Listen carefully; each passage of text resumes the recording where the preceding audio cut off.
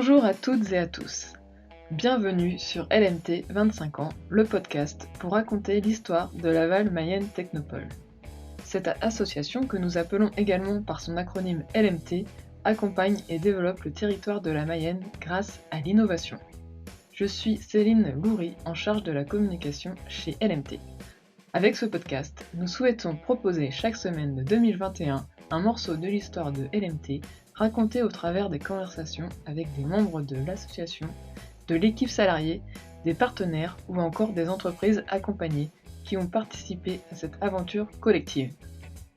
Dans cet épisode, je rencontre Toan Nguyen, fondateur de l'entreprise Shortwave. Il connaissait Laval mais ne s'y était jamais arrêté. Grâce à sa sélection au concours e-d'énergie en 2010 et aux sessions de travail, il découvre la Mayenne. D'ailleurs, si vous voulez en savoir plus sur e-d'énergie et de la genèse de ce concours de création d'entreprises innovantes créé en 2007, je vous invite à écouter l'épisode 11 avec Christian Travier. Pour revenir à Shortwave, après e-d'énergie en 2011, Toan Nguyen crée son entreprise sur le territoire en s'installant dans la pépinière de Laval Mayenne Technopole. Shortwave a donc 10 ans cette année et Toan Nguyen nous explique ce que propose l'entreprise Shortwave, comment elle a dû évoluer pour s'adapter à son marché. De ce fait, en tant qu'entrepreneur, il revient sur la notion de pitch, la présentation de l'entreprise, qui est également en constante évolution. De même, en ayant une partie des effectifs à Laval et l'autre à Paris, il revient sur l'importance de fédérer les équipes et de créer du lien. Puis, selon son expérience d'entrepreneur, qu'est-ce qui est important pour innover et réussir ? Vous aurez le droit à une belle métaphore. Je ne vous en dis pas plus et je vous laisse découvrir cette nouvelle conversation. Merci Thomas de venir sur le podcast LMT 25 ans. Dans un premier temps, tu vas pouvoir te présenter. Oui, merci Céline de cette invitation. Toan Nguyen, donc je suis le fondateur et dirigeant de Shortwave. En quelques mots, alors moi j'ai 40, bientôt 7 ans. J'ai 3 enfants et Shortwave, c'est un éditeur de logiciels qui est dans le monde de l'informatique d'entreprise, ce qu'on appelle l'informatique d'entreprise et qui répond aujourd'hui à un sujet qui est, particulièrement important, qui est celui de la transformation et j'allais dire l'accélération digitale. Alors qu'est-ce que ça veut dire? Ça veut dire concrètement que maintenant, c'est complètement rentré dans les mœurs, malheureusement, je dirais, ou heureusement, je ne sais pas, avec la crise du covid, que l'accès, à l'entreprise et tout ça favorisé par le travail à distance, bien sûr, ça se fait majoritairement aujourd'hui par, l'ordinateur, le poste de travail, que chacun doit utiliser, soit au bureau, soit chez soi maintenant. Et la particularité, c'est que l'ensemble des process, des gestes métiers, mais aussi des choses très simples comme poser ses congés, se fait par, ce qu'on va appeler une application, un outil, un logiciel informatique. Et la moyenne sur un poste de travail pour quelqu'un d'une entreprise, un employé d'une entreprise, c'est en fait entre 10 et 15 applications qui doivent être utilisées pour poser ses congés, comme je viens de le dire, ou alors faire une demande d'achat, faire son entretien avec son manager, suivre, ou prospecter ses clients. Tout ça est complètement digitalisé, dématérialisé et on imagine bien que l'employé qui se trouve, devant son écran, il peut être un petit peu perdu face à toutes ces applications. Et Shortwave, ça va être un facilitateur, c'est une sorte de chatbot, un assistant qui apparaît sur l'écran et qui va guider cet employé dans toutes ses applications, ses process, pour qu'il puisse être beaucoup plus efficace, qu'il puisse prendre en main toutes ces applications beaucoup plus rapidement. Et l'entreprise va ainsi digitaliser toute cette formation informatique, va également pouvoir réduire ses coûts de support. Donc aujourd'hui, nos clients sont beaucoup de grandes organisations et également des moyennes aussi, des ETI qui vont pour une centaine à des milliers d'utilisateurs s'équiper de Shortwave pour accompagner leurs employés sur le déploiement de nouvelles applications, mais également sur des applications qui sont déjà installées pour faire en sorte qu'il y ait moins d'appels à la hotline, par exemple. Donc voilà ce que fait Shortwave. Et comment tu avais eu l'idée de créer Shortwave ? Alors j'ai eu l'idée parce que j'étais moi-même chef de projet informatique dans mon ancienne vie finalement, avant de créer Shortwave. J'ai travaillé dans des groupes pétroliers, Schlumberger ou Total et la particularité c'est que j'ai toujours travaillé sur des projets de mise en œuvre de ces nouveaux logiciels ou nouvelles applications, alors ERP, hein, alors les systèmes comptables financiers par exemple, ou des systèmes très métiers. Et donc, j'ai remarqué ou même vécu tous ces projets de mise en œuvre où d'un point de vue équipe informatique, on capitalisait sur les règles et les process qu'il fallait mettre en œuvre dans ces logiciels et outils. Et puis au moment de déployer, c'est-à-dire au moment d'ouvrir le système aux utilisateurs, on se rendait compte que, les utilisateurs, même s'ils avaient été formés, alors à l'époque en présentiel avec ces gros manuels utilisateurs que tout le monde a eu dans ses tiroirs, finalement, ils ne retenaient que 5 à 10 de ce qu'ils avaient vu en formation et finalement, ils appliquaient assez peu de choses dans leur quotidien. Donc l'idée d'origine de Shortwave, c'est de se dire qu'il y avait un gros gâchis finalement entre ces investissements dans ces logiciels et ces outils avec, la volonté de digitaliser ces process. À l'époque, on disait plutôt numériser ou dématérialiser et je dirais cet écart entre l'utilisation effective et que finalement ça amenait pas la bonne valeur ajoutée aux utilisateurs, aux employés dans l'entreprise qui utilisaient ces systèmes, pas bien et pas, de la bonne manière. Donc, le sujet de Software, c'était déjà de comment faire en sorte que ces gens utilisent de la bonne manière, pour amener les bénéfices derrière qui sont les gains de productivité, la digitalisation des formations, et réduire les appels à hotline. Ouais et déjà à l'époque, c'était un assistant, virtuel, hein? Vous parliez comme ça, ou? Oui, on l'appelait assistant virtuel, mais c'est vrai qu'on est né dans une autre époque, celle où, on était encore dans le monde des vieux ERP, c'est-à-dire des logiciels qui étaient pas très ergonomiques, un peu compliqués à mettre en œuvre, installés sur le poste de travail pour la plupart. Donc on est né dans cette transition, dans ce début de transition vers, le tout cloud, le tout navigateur internet. Donc, mais on en parlera j'imagine tout à l'heure, mais on a eu 2 vies et on est né dans cette première vie où l'informatique était, quelque chose d'un peu compliqué quand même. Vous êtes combien de salariés maintenant chez Shortwave? Alors aujourd'hui, on est, une douzaine Et donc ça a été et ça a été créé créé, en 2011. voilà, donc ça fait Ça 10 fait ans. 10 ans, voilà. Donc nous, on fête pas nos 25 ans, on fête nos 10 ans. Est-ce que tu peux nous raconter comment tu avais connu Laval Mayenne Technopole? Alors, complètement par hasard, puisque l'histoire, c'est que je venais de créer, j'étais consultant indépendant, je venais de créer ma petite SARL et je me baladais alors, me baladais au salon des entrepreneurs et tout à fait par hasard, j'attendais pour une conférence. Je me suis fait aborder, je pense que c'est le terme, par Christian Travier, le directeur, de LMT, qui devait être à côté du stand LMT, Idénergie, je pense. Et il a commencé en fait à me demander, voilà, pourquoi j'attendais, cette conférence et qu'est-ce que je faisais, pourquoi j'étais là. Et je lui raconte mon histoire d'ex-employé et chef de projet informatique de grands groupes, Total, notamment, et que, voilà, je m'étais lancé comme consultant indépendant et il me demande à ce moment-là si, j'avais pas, finalement, d'autres ambitions que d'être consultant en informatique et s'il y avait pas notamment des ambitions de créer de sociétés innovantes. Alors évidemment, il avait vu juste, puisque je fourmillais d'idées, de création de boîtes. Du coup, il m'a présenté le programme d'énergie et à ce moment-là, en quoi ça consistait, c'est-à-dire cet accompagnement, ce format, à l'époque en 2010 donc, hein, quand je l'ai rencontré. Donc un format de 10 mois. Ce qui me plaisait bien, c'était que on ressortait avec un business plan. C'est-à-dire à l'époque, il n'y avait pas des incubateurs ou accélérateurs, de start-up à chaque coin de rue comme, maintenant, enfin même s'il y en a un tout petit peu moins maintenant. Les autres programmes, souvent, demandaient un business plan et moi, j'y connaissais absolument rien.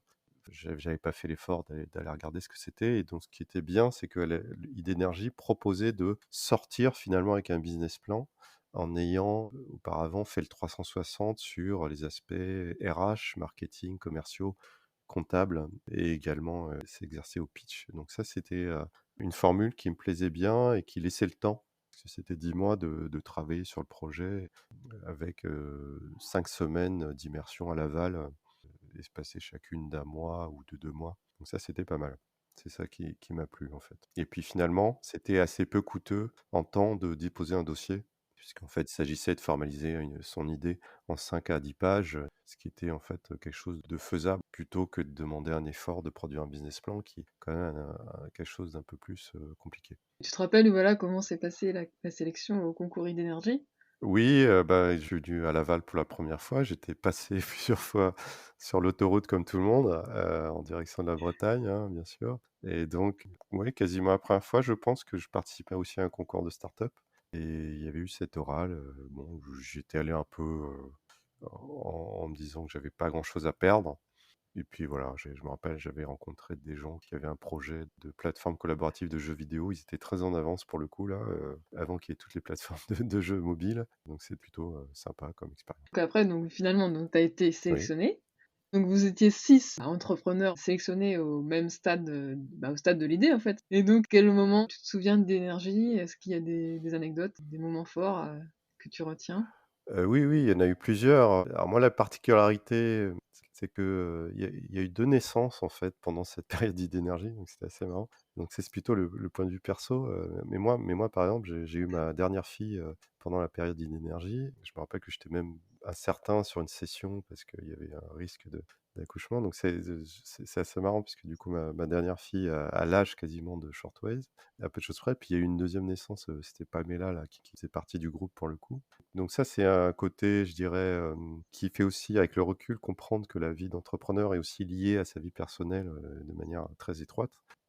Et puis, d'autres souvenirs d'énergie, oui, il y en a 2. Il y a le fait qu'on ait fait du horse coaching à l'époque avec Yvon Gombert, qui en fait, c'était une particularité d'énergie de nous amener vraiment sur le côté RH. Alors RH, non seulement, connaissance de soi, qui est un élément, très, très important, je pense, de l'aspect, en tout cas quand on débute son aventure entrepreneuriale, c'est bien se connaître en fait et l'accent avait été mis pas mal là-dessus et je trouve que c'est vraiment un pilier, fondamental et aussi l'aspect management d'équipe et cetera, donc des choses qui m'ont servi après. Cette ouverture en fait de travailler les aspects de team building et de relations, entre, membres de la même équipe et de la même entreprise à travers des choses pas trop classiques comme le horse coaching, par exemple. Donc ça j'avais beaucoup apprécié cette ouverture et puis, l'autre, type d'anecdote, c'était mon pitch final lorsque j'avais présenté au jury d'énergie, qui n'avait absolument rien à voir avec, enfin je savais pas pitcher en fait, c'est ce que je me dis et cet exercice du pitch qu'on avait travaillé, retravaillé dans tous les sens, au final, je m'aperçois que, c'était un exercice de déconstruction, qui, m'avait un peu perdu en fait et j'avais beaucoup de mal à exprimer, ce qui est devenu, Shortwave à l'époque et donc ça aussi, c'est quelque chose d'assez marquant de se dire que, si tant qu'on n'arrive pas à exprimer simplement son entreprise, en fait, c'est assez compliqué de la développer, de la vendre finalement, ça va un peu avec. Pour mieux expliquer maintenant Shortwave, c'est le fait que le démarrage, c'est le concret qui a permis de mieux expliquer ou alors c'est que à ce moment-là, c'était pas encore clair? Les 2, à ce moment-là, c'était pas encore clair et le concret a permis de progresser et le fait d'avoir des clients, et finalement, à force de retravailler l'exercice du pitch a duré, pendant plusieurs années, hein, pour trouver la bonne formule, moi je dirais que la formule est telle que je l'ai pitchée tout à l'heure, qui me semble plus compréhensible, tu me diras si c'est le cas, mais je dirais qu'elle date, de 2016-2017 par là, donc 6 ans, voilà, donc 5 ou 6 ans après quand même. Et ce qui a aussi, correspondu peut-être à un market fit, un meilleur positionnement, voilà, plus clair sur le marché aussi. Voilà, donc c'est un ensemble, je pense. C'est assez logique, hein, quand on le dit comme ça, mais c'est clairement, c'était un exercice très difficile pour moi pendant Idénergie. Et puis c'est ce qu'on m'a renvoyé aussi et ce qui était bien, hein, donc je dirais que ça fait partie des anecdotes, sur Idénergie. Puis ensuite, après Idénergie, donc ça se termine fin, décembre 2010 et après donc toi, en 2011, début 2011, donc tu as choisi de t'installer dans la pépinière de la Technopole. Oui, parce que en fait, pendant tout ce travail d'Idénergie, j'ai trouvé mes premiers prospects, mes premiers clients même, Sodexo et finalement, je commençais avec ce client pilote. Moi, je ne sais pas développer, hein, d'un point de vue informatique, donc il a fallu que je trouve, des personnes qui sachent, développer et j'ai trouvé, un peu par hasard, en postant sur un forum d'annonces pour les développeurs informatiques, une personne qui m'a répondu, qui était intéressée. Elle habitait, alors pas très loin de Laval, à quelques kilomètres quand même, mais plus près de Laval que de Paris, donc moi étant basé à Paris, hein et finalement, du coup, je me suis dit: pourquoi pas, avoir l'équipe à Laval?» Pour une équipe, de développement informatique, de R&D, finalement, l'environnement est plus propice, au calme, au vert, et cetera et donc c'est comme ça que l'histoire a commencé et donc c'était tout à fait naturel ensuite que je m'installe dans la pépinière, LMT de Laval Mayenne Technopole. Ça s'invente pas, on a ouvert le bureau, littéralement le 14 février, le jour de la Saint-Valentin 2011, donc pour le coup, là, ça se retient assez facilement. On a monté les bureaux, qu'on avait achetés chez Ikea, heu, donc le premier jour, voilà, on était avec le tournevis et puis la clé Allen, de Ikea pour monter les premiers bureaux, je crois qu'on a toujours d'ailleurs, les bureaux blancs. Et est-ce que tu as des moments forts à nous faire part, au sein de la pépinière? Parce qu'au départ, tu étais dans le bâtiment A et puis Oui. après, juste de l'autre côté d'un bâtiment C. Oui, bah, on a vécu l'agrandissement et le bâtiment C. On a été les premiers, je crois, à emménager dans ce bâtiment C puisque, bah, tout neuf, tout nouveau, donc ça aussi, c'était sympa, ça a aussi, correspondu à ce moment-là, à un moment où on a agrandissait l'équipe. Je dirais que ça a été, oui, un moment où on a créé un peu, de ces premiers moments d'équipe, avec 2 bureaux, dans le bâtiment C. Donc ça, c'était sympa aussi. C'était un moment un peu différent de la vie de Shortways, où à ce moment-là, on est monté, aussi un peu plus d'une dizaine de personnes parce que j'avais levé un peu de fonds également en 2014. Alors ça devait être dans ces eaux-là. Je me rappelle plus exactement de quand on a emménagé dans le bâtiment C, mais ça devait être à peu près c'était ce moment-là. Donc, ça a été une étape dans cette première vie Shortways, de passer dans ce bâtiment C. On a vécu, je dirais la fin de notre première vie aussi, où, jusqu'à 2016, où, bah, on a eu des moments plus compliqués, pour le coup également dans ce bâtiment C, avec des sujets où le business n'a pas décollé, où on a aussi des problèmes, RH dans l'équipe. Donc, ça fait partie aussi des moments forts, hein, qu'il faut garder, qui sont pas les plus agréables, mais on a aussi connu des moments difficiles, oui, il y a eu des hauts et des bas. Voilà, c'est ça, c'est pas non plus, tout, linéaire. Ah non. Je sais qu'à Shortwave, il y a beaucoup d'actions de team building. Ça, c'est quelque chose, ça faisait partie de l'identité de l'entreprise? Oui, alors on a alors de fait, comme, moi j'habite à Paris, enfin en région parisienne et il y a une autre personne qui nous a rejoint, peu après le début qui également était sur Paris, donc plutôt pour s'occuper, hein, des projets clients, puis moi pour faire la prospection et comme on a démarré avec une clientèle principalement grand compte, c'était essentiellement sur la région parisienne que ça se passait. De fait, l'équipe était séparée en 2 depuis le début et ça a été important de se réunir physiquement. Alors on le faisait une fois par mois à minima, d'une part parce que ça correspondait aussi, à un mode de fonctionnement de développement agile où on se réunissait tous les mois pour présenter les nouvelles fonctionnalités du produit, mais également, bah, pour se voir et échanger. Donc on a gardé ce mode de fonctionnement tous les mois qu'on appelle le démo day, où on présente, en plus pas que des sujets, techniques, on en profite pour partager sur d'autres sujets. On a élargi ce concept qui était à l'origine technique, amené par l'équipe de développement à l'entreprise. On a gardé ça, alors évidemment souvent ça se fait un peu plus à distance, hein, mais bon. Également 2 fois par an, des team building, d'une journée en général, axés sur, des choses soit, complètement différentes pour ouvrir en fait, soit sur des sessions de travail avec un coach par exemple. Donc on a fait des choses, très variées. Alors le horse coaching, j'en ai parlé, on en a refait, il y a 1 ou 2 ans, mais on a fait par exemple j'ai fait venir un entraîneur de rugby. On avait fait des ateliers dans une dans une salle de gym de rugby. Donc il y avait, à la fois la théorie le matin sur, décortiquer un peu les valeurs d'esprit d'équipe. Alors ce qui m'intéressait, c'était au-delà des valeurs, de les concrétiser, les matérialiser. Donc par exemple, l'entraîneur avait nous décortiqué des scènes vidéo où on voyait clairement comment, suite à une mêlée par exemple, un équipier prenait la place de l'autre parce que ce dernier était coincé dans la mêlée. Donc on voyait très bien la permutation des rôles par exemple. Donc ça permettait d'illustrer, le principe de solidarité, mais au sens, bah, je te remplace dans ton rôle temporairement pour que l'équipe continue à tourner. Ça, c'est des choses auxquelles, je suis assez attaché, de faire ces exercices pour prendre conscience de comment on peut l'appliquer derrière. Puis l'après-midi, on avait des choses, plus ludiques, mais toujours tournées un peu vers, des choses applicables où, par exemple, quelqu'un avait les yeux bandés, l'autre devait, le guider et donc, là, on travaillait le sujet de la confiance, par exemple, de transmission des instructions aussi, ce genre de choses. On fait des choses sur le thème de l'art, par exemple, donc, des co-constructions de sculptures en bois avec le logo Shortways ou tout récemment, il y a 3 ans, on a fait une fresque, un tableau avec une artiste où chacun avait une représentation de Shortways et puis on a fait des assemblages de ces visions. Donc ça, c'était assez sympa. Donc encore une fois, on travaille la vision, puis on travaille la mise en commun. Puis on a fait aussi des choses complètement ludiques comme du canoë sur la Mayenne, par exemple. En été, ça c'est assez sympa de pouvoir faire des batailles d'eau sur la Mayenne. Voilà, donc ça fait partie un peu de la construction et puis d'avoir des moments, donc on le fait 2 fois par an, d'avoir des moments off, un petit peu privilégiés comme ça coûte pas grand-chose entre guillemets et ça permet d'amener du lien. Qu'est-ce que cela a apporté à Shortwave d'être hébergé à la maison de la Technopole? Alors, des choses très, très pratiques, c'est d'être au contact, quasiment quotidien de l'équipe de la Technopole. Donc ça, c'est bien pour, être au courant des dernières initiatives, des projets ou des c'est comme ça, par exemple, j'avais lancé deux trois choses sur l'international plus facilement en discutant avec Valérie, par exemple, Valérie Moreau. Aussi être au courant, bien sûr, de toute l'animation, des ateliers, sur le commerce ou sur d'autres sujets ou sur la propriété intellectuelle ou autre, sont régulièrement, organisés par la Technopole, par l'incubateur. Interactions qu'on peut avoir avec les autres entreprises, bien sûr, de l'incubateur. Là, c'est plus du partage, informel, en prenant le café ou des choses comme ça, ou le midi, à la pause déjeuner, quand on se retrouve, à la cafette.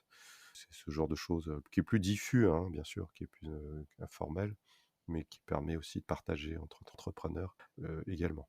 Donc ça, c'est le fait d'être regroupé avec d'autres entreprises et qu'il y ait une animation de la part de l'équipe de la Technopole, qui permettent d'être, éclairés sur des sujets, assez régulièrement.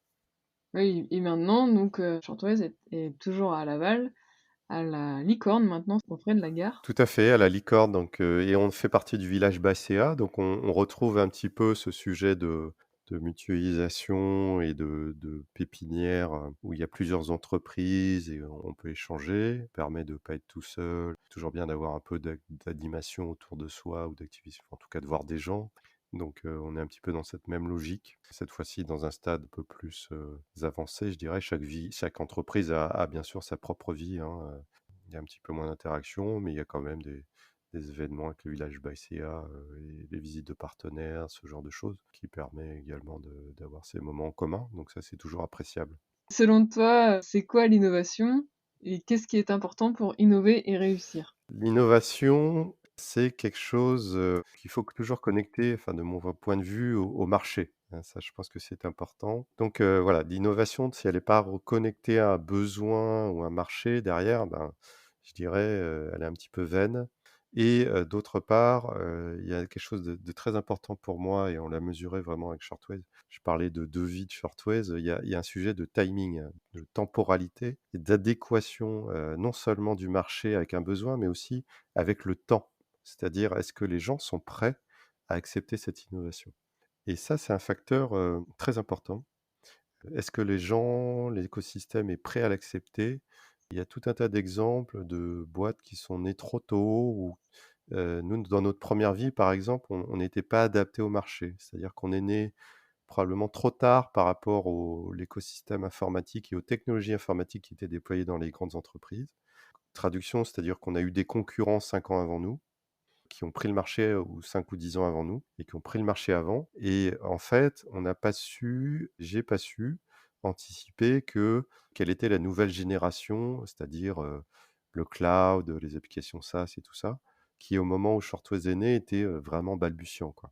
Notre premier produit est parti dans l'ancien monde, je dirais, a démarré dans l'ancien monde, était plus adapté à cet ancien monde qu'au nouveau et on l'a payé, puisque du coup, on n'a pas réussi à le vendre, à avoir un time to market, comme on dit, adéquat et du coup, il a fallu refaire un nouveau produit, lui adapté au cloud et tout ça, qui lui a été beaucoup plus adapté au marché, mais ça s'est passé entre 2016-2017, donc 5 ans après la création de Shortwave. Donc on a eu une période assez dure où il a fallu construire cette nouvelle plateforme, où il n'y avait pas de business. Donc il a fallu, trouver des sources de revenus intermédiaires, le temps de reconstruire cette nouvelle plateforme et surtout, la mettre sur le marché, c'est-à-dire trouver des partenaires, trouver des nouveaux clients et cetera et cetera. Donc tout reconstruire de zéro, en 2016-2017 et là, du coup, on est, dans ce time to market, alors à notre échelle, hein. On a des très gros concurrents maintenant, qui font, 10 fois ou 15 fois notre taille, voire plus, mais qui eux avaient déjà anticipé au moment où on est né ce virage technologique.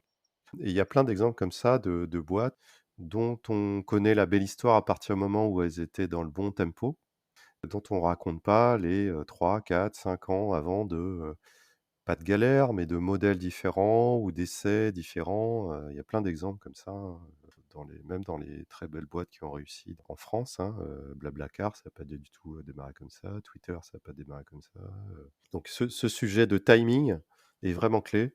Ce timing, en fait, il est presque indépendant de son projet d'entreprise, de sa start-up, quoi. Sauf miracle, on va créer ce timing, mais c'est un miracle si on crée ce timing, mais on ne crée pas le besoin, quoi. Et clairement, l'image que je prends, c'est celle du marin, quoi. Il peut construire un super bateau, mais s'il y a pas de vent qui va avec, qui est adapté à ce bateau, il se passera rien. Donc il peut avoir un très beau bateau qui peut naviguer à petite vitesse, dans les petits vents, mais si ce bateau est fait pour du gros vent et qu'on va pas ni à l'endroit, ni au moment où il y a du gros vent, bah, il se passe rien. Et on peut pas inventer le gros vent, quoi.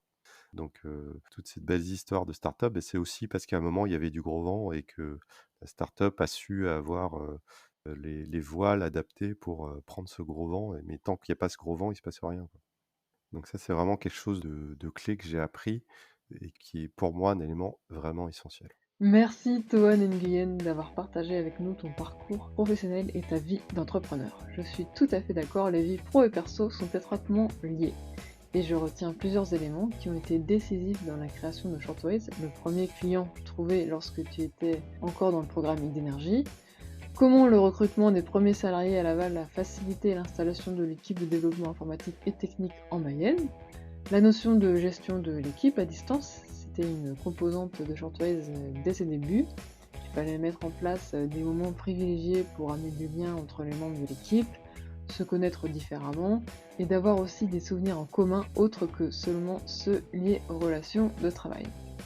Et aussi que la vie d'une entreprise, ce sont des hauts et des bas, il ne faut pas l'oublier. En effet, pour une jeune entreprise innovante, il est important d'être adapté aux besoins du marché au bon moment.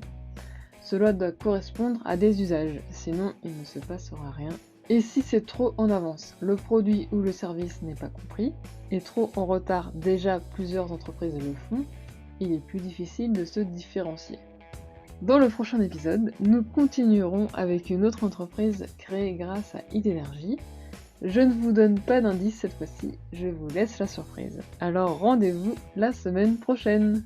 Et pour écouter les épisodes précédents, c'est possible sur toutes les plateformes de podcast habituelles, mais aussi sur la chaîne YouTube Innover et Réussir. Et si vous voulez recevoir l'épisode dans votre boîte email, inscrivez-vous sur lmt25ans.substack.com. À très bientôt sur les ondes de l'innovation mayonnaise.